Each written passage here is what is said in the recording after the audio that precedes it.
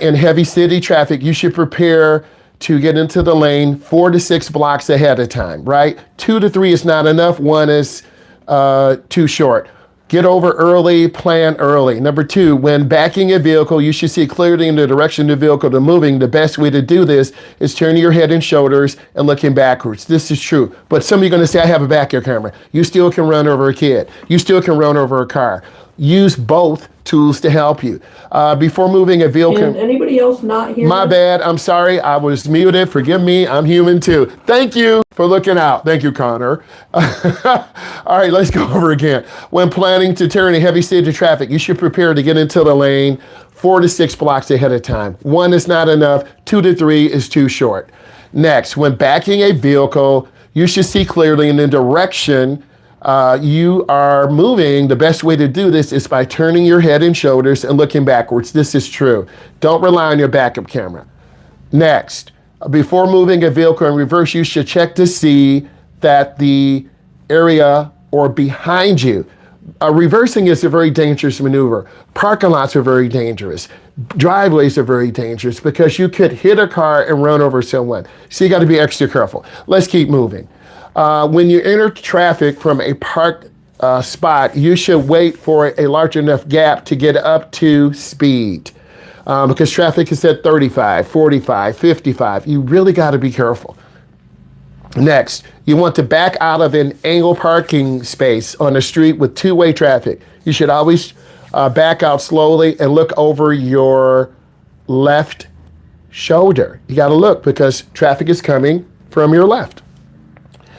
Searching for specific driving-related clues is different in different driving environments. This is true. If you're in downtown traffic, cars, delivery trucks, you're in school, seniors, teachers, soccer moms, dads who are flying to get the kids to school. You got to be careful. You just want to get into your parking spot, say hi to your friends, look at some social media a couple minutes, and go into your favorite teacher's class. That's me. Anyway, let's keep going. The process of searching critical areas of traffic environment is in a regular sequence. This is true. It's in an orderly, it's like a Z pattern. It's a Z pattern. Let's keep moving. The instant you observe a conflict ahead, you should look for an escape path, okay? Always keep an out, the SIPED process, okay? The Smith system, keep space, keep an out. Detecting potentially threatening objects or conditions in traffic mostly depends on organized aggressive search pattern. This is true. Next, to aim high in steering means you should look at least 12 to 15 seconds ahead. You're walking in school. You want to look down the hallway. You're leaving your school parking lot. You want to look down the parking lot. You're driving on the main thoroughfare. You want to look down the main thoroughfare. We're trying to teach you to look down ahead of you. Next, the direction your vehicle travels from the time your eyes see a hazard to the time your brain knows there's a hazard is called perception distance. That is in the notes. Make sure if you're missing things, just put a little X, put a little check mark. The areas you can see around you are called field of vision. Like that Mustang with the 360 camera on the back, you can see the back of the Mustang, the left, the right, and the front. And some of you mentioned about mirrors, so in the future, they could have mirrors like that. Next, let's keep going. Searching means glancing quickly and continually is true. Next, let's keep going. Things are good.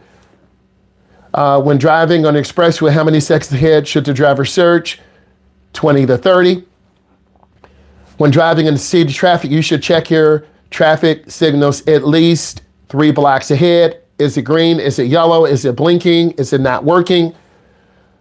To steer straight forward, look far toward the center of your intended path of travel. This is true.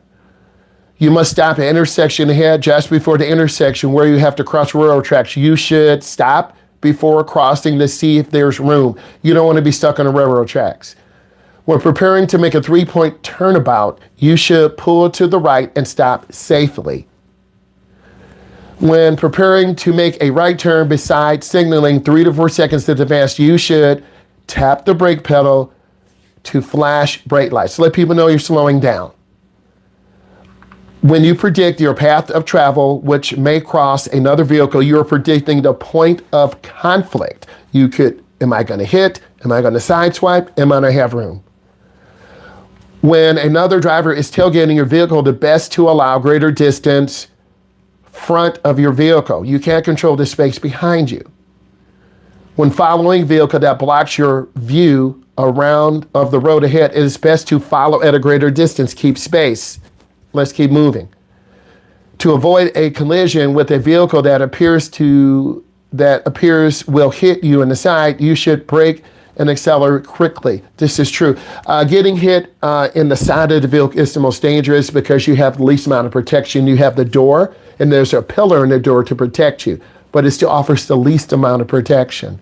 When a vehicle hits a fixed object like a tree, it is an important factor in determining how hard the vehicle hits the tree. It is the speed of a vehicle. The slower you go, the less impact. The faster you go, the more impact. If you must leave the roadway at a high rate of speed, at high speed, and there's no open space, you should steer towards something soft. You're going to be asked that question on your state test. I will put state and a star by that question. We're good. Let's keep going. You need to identify hazards further ahead by driving at a faster speed because you reach the hazards more quickly.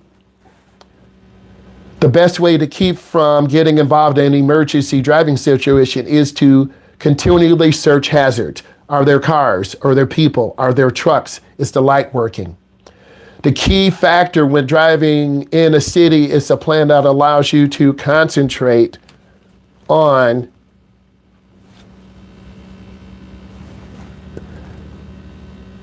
where you are going next. So that's part of the Smith system, the SIPED process. Next, when you must handle several hazards at the same time, the best tactic is to adjust speed and position. You want to keep room. There's a tree, there's a kid, there's a car. If I must hit something, I'm going to hit the car. I'm not going to hit the tree. The car will crumple up. I will perish. I'm not going to hit the kid. Next, the single best cause of a crash is speeding. That's why the officer was very upset. The driver has the least amount of control over the space to the rear of the vehicle. The most basic principle of controlling the consequence of a crash is to avoid head-on crashes. They are the most dangerous. A large truck is driving in the middle lane of a 3-lane traffic going in the same direction. You want to pass. It is best to pass quickly on the right or left. It is on the left. If passing a vehicle has cut closely in front of you, to avoid oncoming traffic, you should slow down and check your mirrors. We always talked about checking mirrors. When passing another vehicle on a 2-lane road, your engine misses and your speed decreases. You should abort the pass and return back to the lane.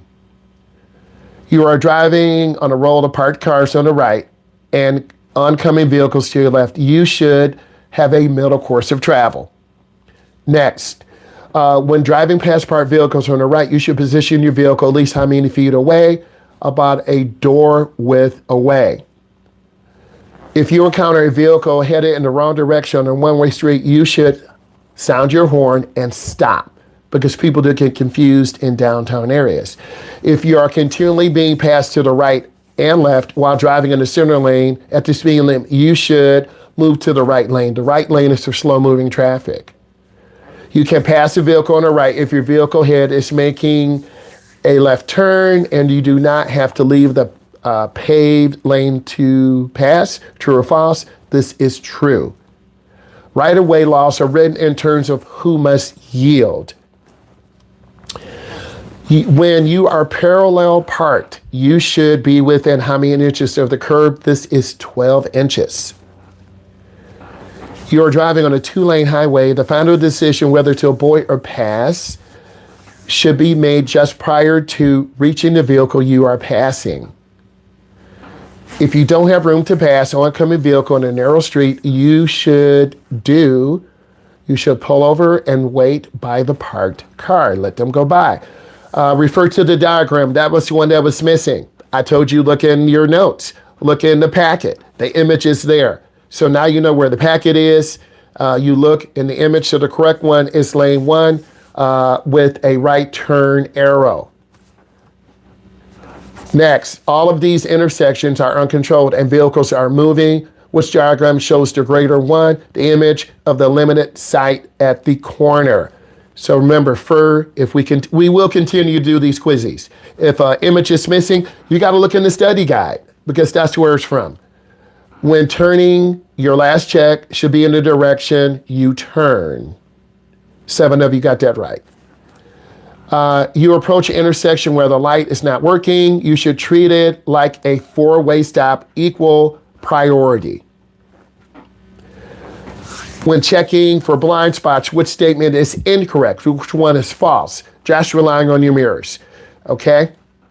Next, missing a hazard reduces the risk by putting distance between you and the hazard. More distance whenever possible. That's part of the Smith system. We're at 50. We'll continue tomorrow. I will go over this. I need you to put your first, middle, last name, and date of birth. Again, put your first, middle, last name, and date of birth. Guys, we had a great speed session today. I want to say thank you. Subscribe, join.